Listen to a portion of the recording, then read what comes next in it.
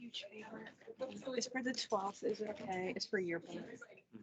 Do this your first period. 12, which, oh, next Thursday. Next Thursday. Okay. 7. Just your signature. Yes. Yes. Thank you, Mr. Yang. Thank you. Okay, see you. Bye, Mr. Yang. Okay.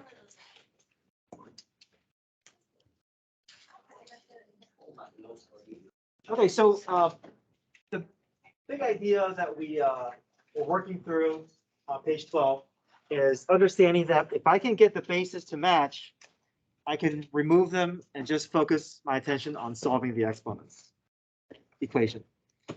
Same thing here. If I can get a one-to-one log relationship, I can remove them and just set the expressions equal to each other. But we can only do that if it's a one-to-one property. That means for number 3, we talked about how we need to merge the two logs together through product property before we can bring them back together and remove them. Okay. Which page is this? Page 12. So today, we're going to learn about how we can also work backwards from this property. If x equals y, we can bring in logs to both sides of the equation.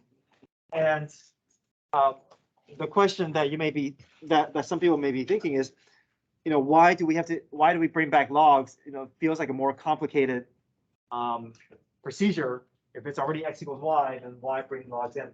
The reason why we want to bring logs in is because it helps us deal with messy exponents. We have this nice property available to us, this power property.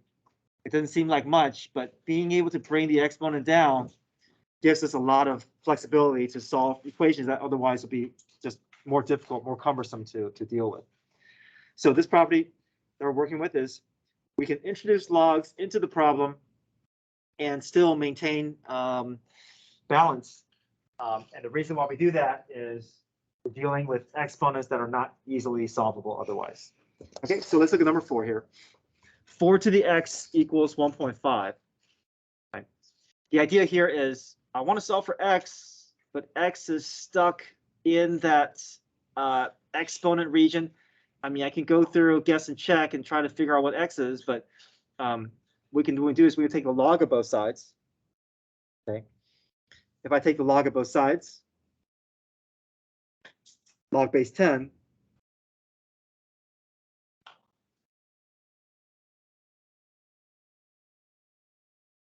okay, it's base 10, but I'm going to leave that notation out.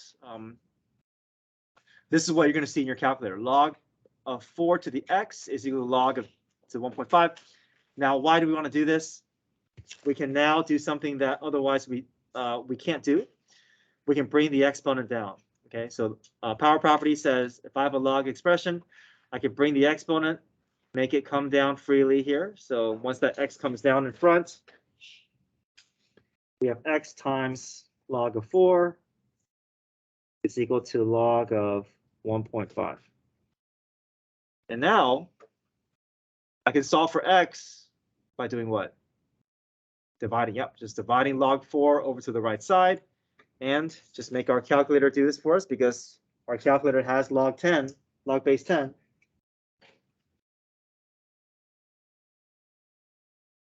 Okay, before I kept making you write base 10, but hopefully now we've done it enough where you understand, okay, if I see log with no base visible, I understand it's base 10. It's something that my calculator can handle. So in your calculator, find the log button.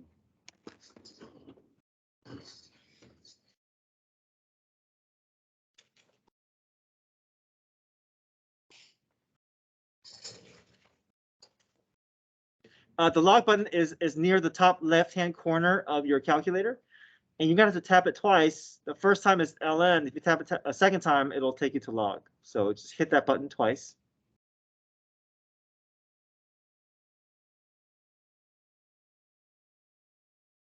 Sorry.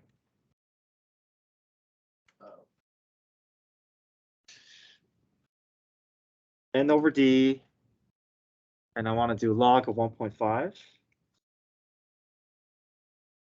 divided by log of 4.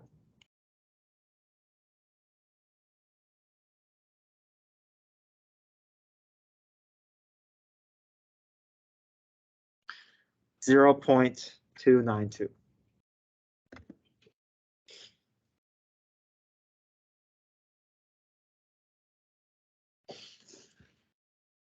So the way that we know when to take the log of both sides is if you realize that, okay, my variable that I want to solve for is sitting in the exponent, and that's when I know, okay, I want to take advantage of my log properties, so I'm going to introduce logs into the problem, then the exponent can come down. Once it comes down, then you're just a multiplication division away from getting to your answer. Okay, any questions with that? All right, let's look at number 5. Number 5, we probably want to do a little bit of cleanup before we jump into the steps. So do we see anything that we can do? Yeah, let's combine some like terms, right? Let's get some like terms to clean up before we jump into dealing with the exponent.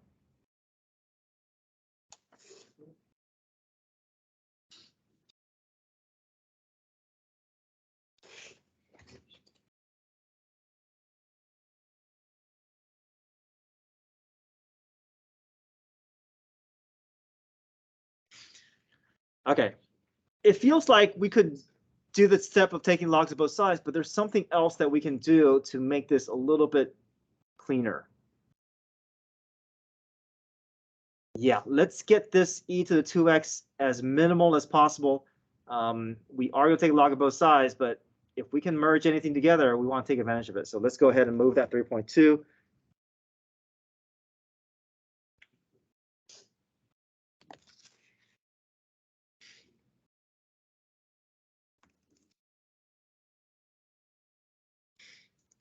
Okay.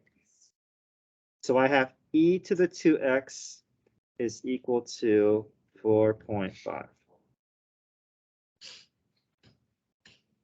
Now, I can take the log of both sides, which is fine, but I want to show you something else here.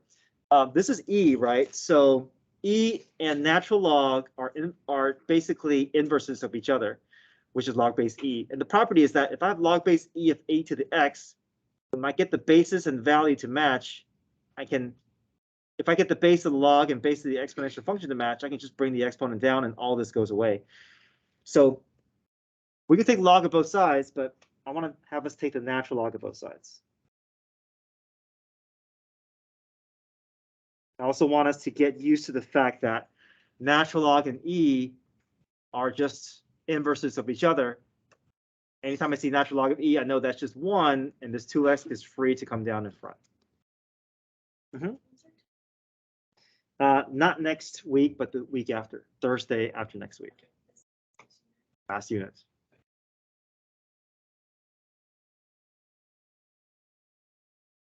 So next week we'll do a quote unquote quiz review, but there's no quiz. It's just kind of like a checkpoint just to see if we're good. And then we'll do graphing, and then we'll do test review.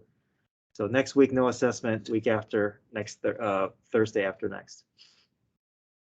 Okay, so I could take log of both sides, but I want to just practice with that natural log, get used to the fact that e and natural log have a way of undoing and canceling each other out. These are nice. It's a nice match that we can have. Okay, so now we know natural log of e is 1. And then we're almost to our answer. How do I get x by itself? Divide 2.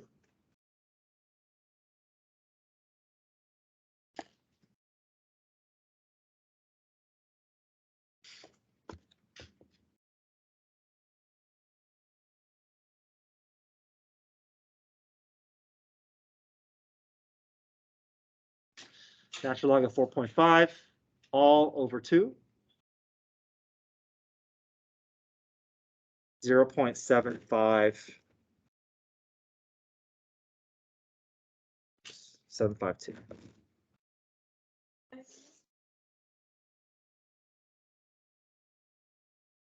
Right. The reason why is because this log base e of e to the x will cancel out. And log base e is same thing as natural log. So ln is a shorthand way of saying log base e. So I want us to get used to the fact that when I have ln of e to the x, it's also equal to x. I'll put that to the side here.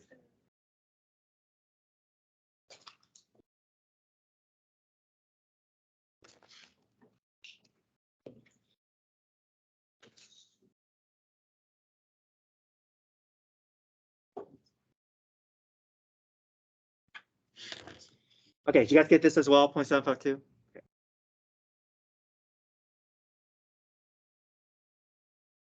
Number 6 and 7 is a little bit long. Why don't we just do number 6 and use all the space for number 6? Okay, so we'll practice more of these problems on the next page, but I want us to have enough room just to work through a problem like this. Okay, so number 6, I want to solve for the exponent, but I can't get the bases to match, right? 6 and 5 is not going to go well together. What we can do is, why don't we take the log of both sides, and then we can bring the exponents down. And this is not like number 5 where we can combine like terms and divide and clean up. This is already as cleaned up as it'll get. And then our next step is to try to involve the exponents to come down. So log of both sides.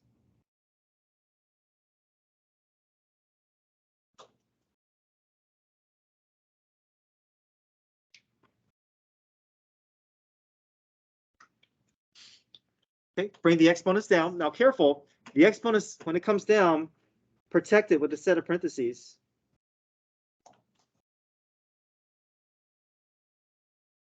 Because we got to distribute this through.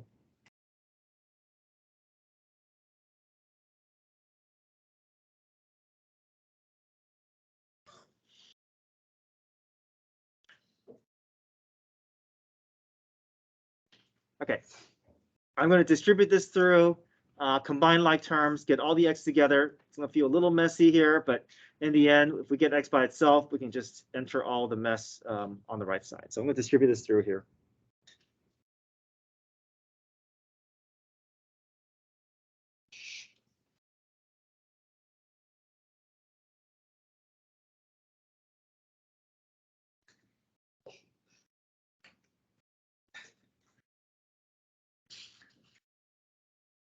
I'm going to put the x's together. So I'll add this x over to the right side.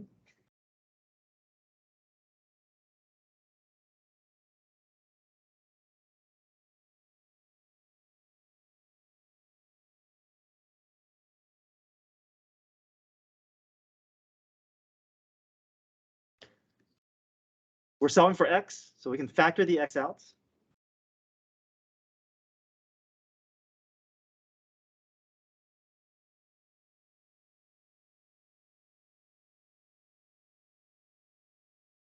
So these are all just decimal values waiting for us to plug in the calculator.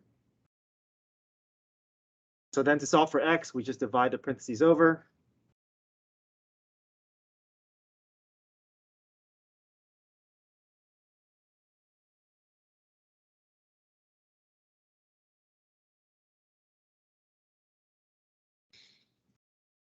Okay, the rest goes in our calculator.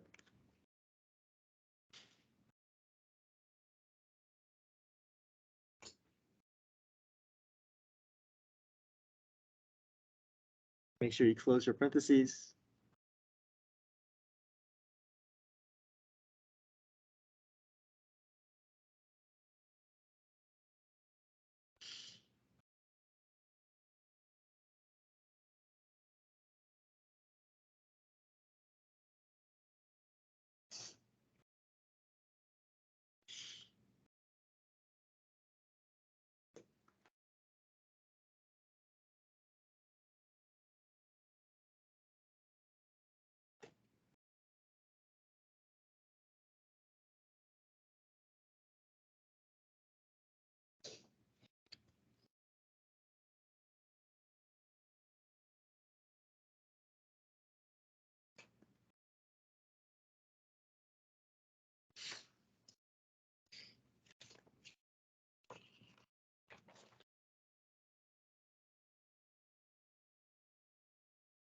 Okay, let's go to the next page.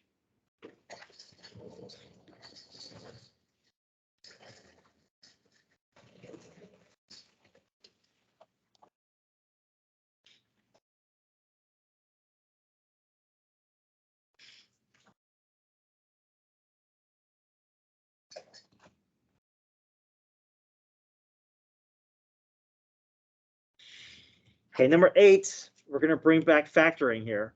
Number 8. Now, if you're looking at this going e to the 2x plus 2e to the x minus 8 equals 0, how can I get this to work? Well, we want to be able to make a connection here. You see how this is kind of set up in this form, x squared plus 2x minus 8 equals 0, right? Instead of e to the x, imagine e to the x is now x. So basically, we're going to factor. So pretend we're going to do an easier problem. And then once we have factored this easier version, we can insert the variable that we made the substitution for.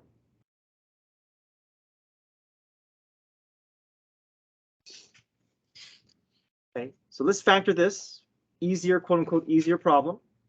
And then we can bring back the original variable and then we can go from there. So how would you factor x squared plus 2x minus 8? Multiplies to be negative 8 and adds it to be 2. Okay, plus 4, negative 2 equals 0. Okay, so we solved it. We factored the easier problem. Let's bring back the original variable and then we can go from there. Right.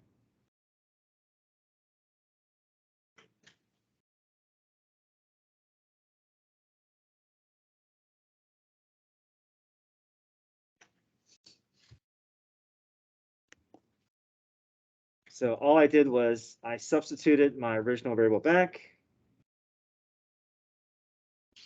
And now we can just set both parentheses equal to 0 and see if we can solve these independently of each other.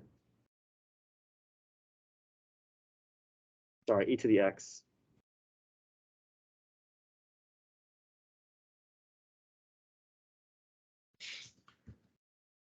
Okay, let's start with this one here. Let's get e to the x by itself. Anytime I see e to the x, I'm just thinking, okay, I'll take the natural log of both sides, and that will clean up that left side nicely.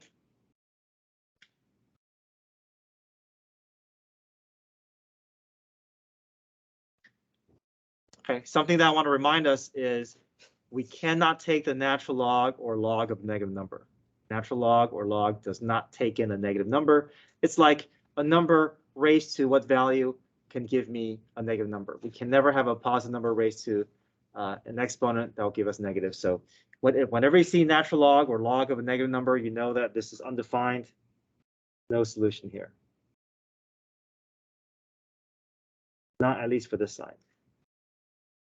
Okay, we'll go over to the other side, see if we can get a solution from this side. We'll set e to the x equal to 2. I want to solve for x, and x is in the exponent spot. If I take the log of both sides, that x can freely come down.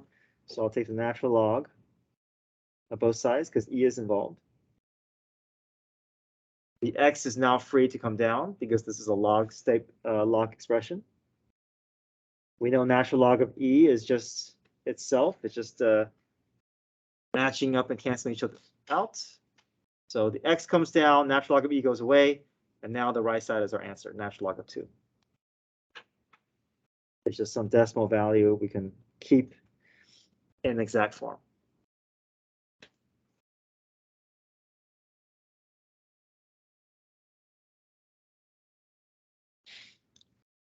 Same idea with number 9. We're going to factor.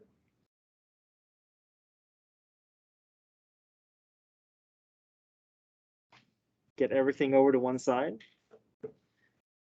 So just like before, what do you think is an easier version of this problem that we can factor?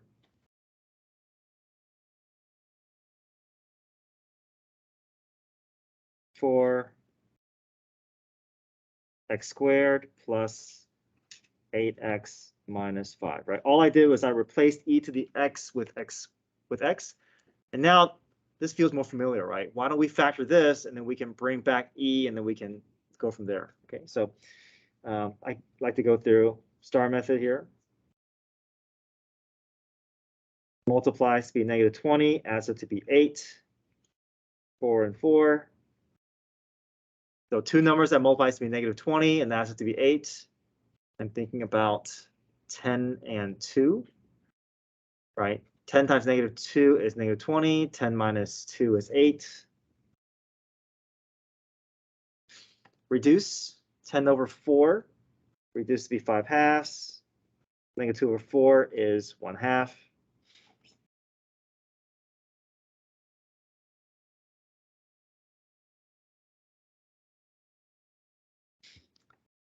Pull the coefficients out in front.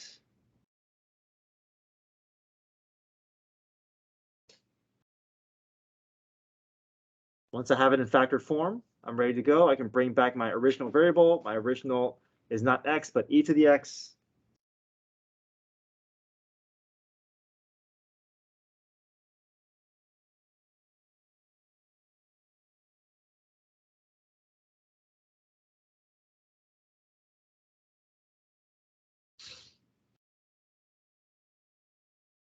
Okay, we'll go ahead and try to get each by itself.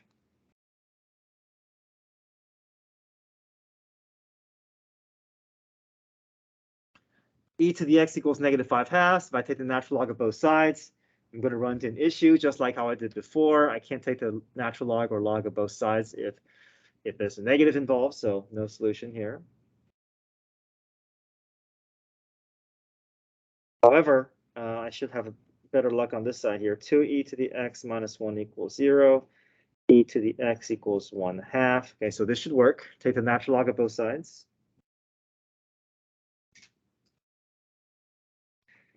Pull the x down in front.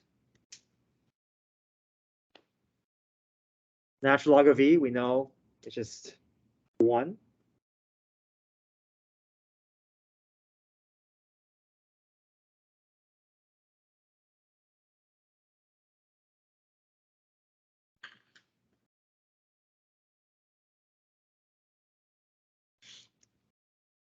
Okay, so classwork are just the odds. Okay, and I'll work through each of the problems.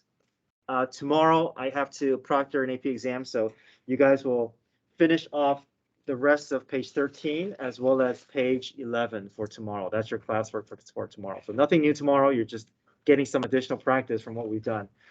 But today in class, we're going to be doing the odds on page 13. Okay, so.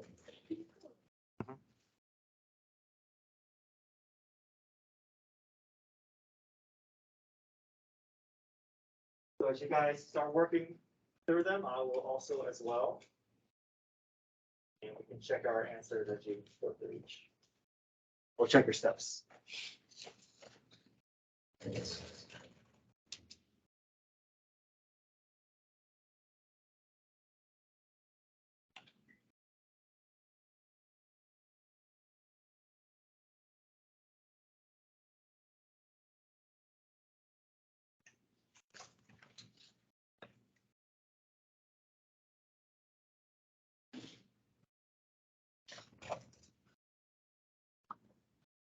Okay, just the odds.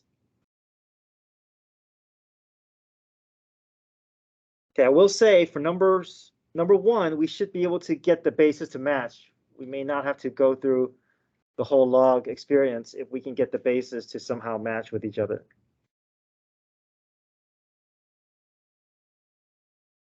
Okay, does anybody still need number 8 or 9?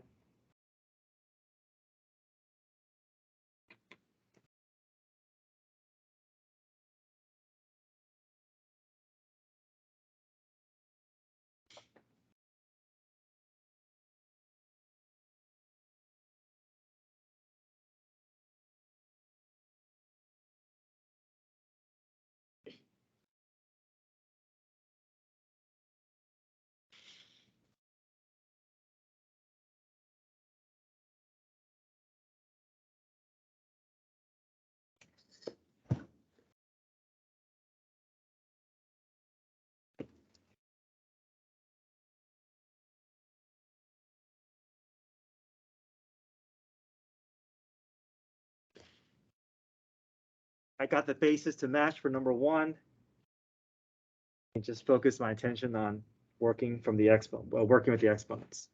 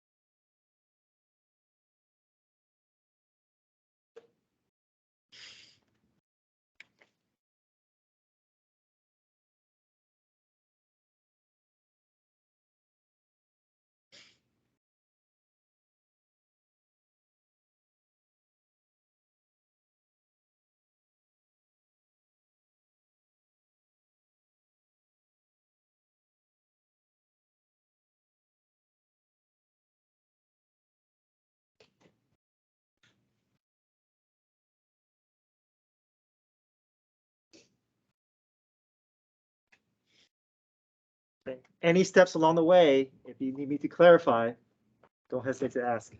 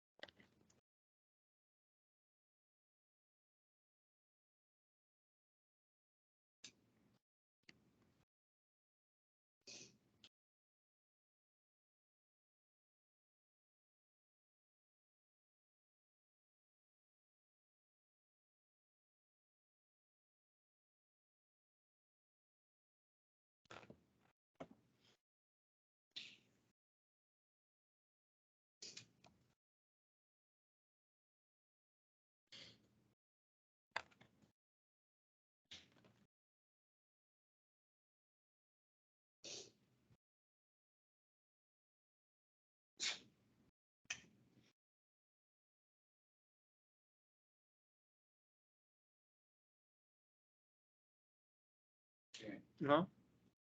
Yeah. So Sorry. how do you know when we're supposed to set it to 0 and get everything on one side? Right, right. Good question. We know when we have to do that, if you see a variable, a different variable, or a variable that is squared, a variable that's a linear, and then a constant. If there's too many parts where we can't just merge things together and set equal to 0 or set to the number, if we see 3 distinct degrees and powers, that's when we gotta go through factoring. Yeah. So, so for this page, I think the only time we're going to run into that is something like number 10 or 11. These are the only ones where you got that second power, that first power, and the constant.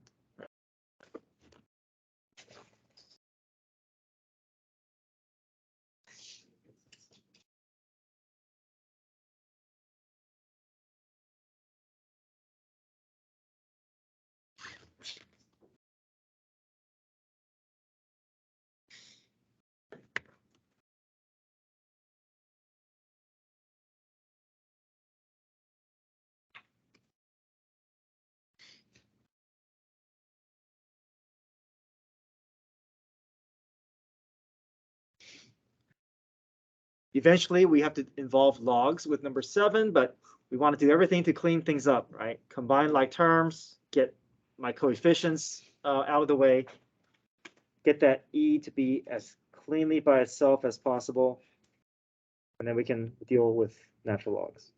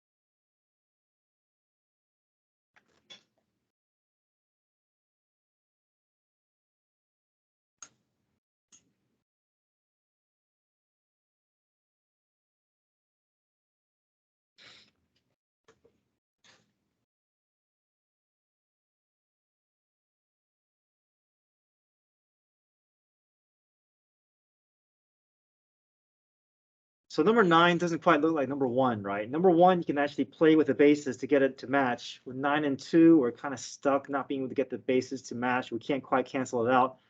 We're kind of forced to have to involve logs. Okay.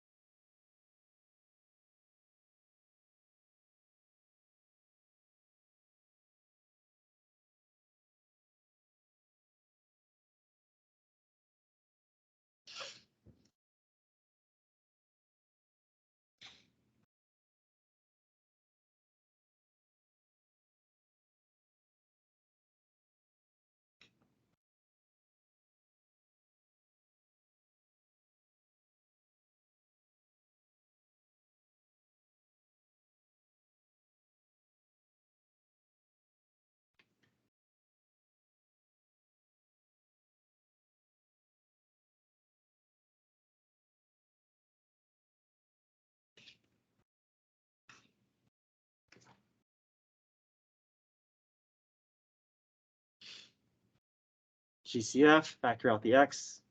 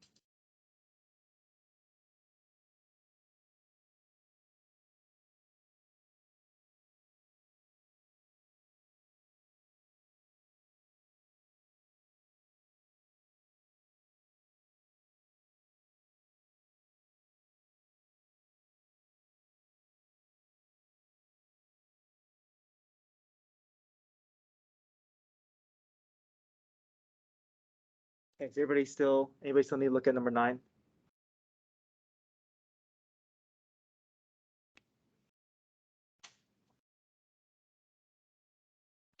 Oh, anybody still need 9? Okay, all right.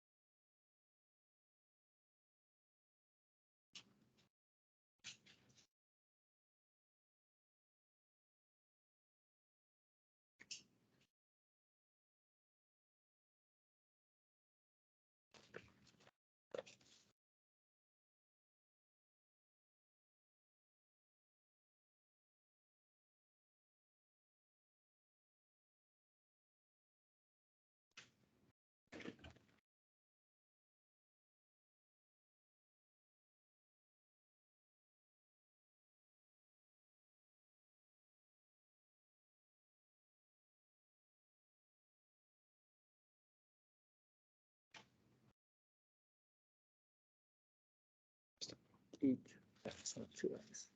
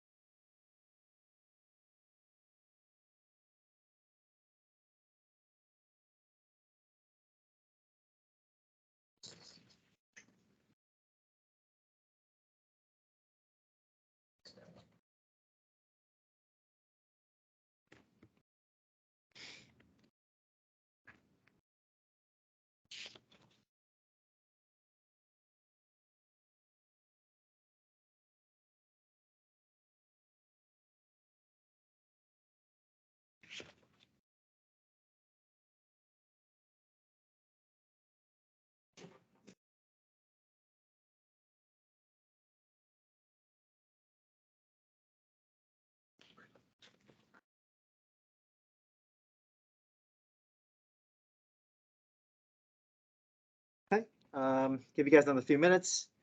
I will check pages 12 and 13. And then your classwork tomorrow, I won't be here. Class tomorrow is just page 11 and 13. So you'll finish the evens on page 13, and then you'll do log expansion properties on page 11. Nothing new tomorrow, just get some additional practice.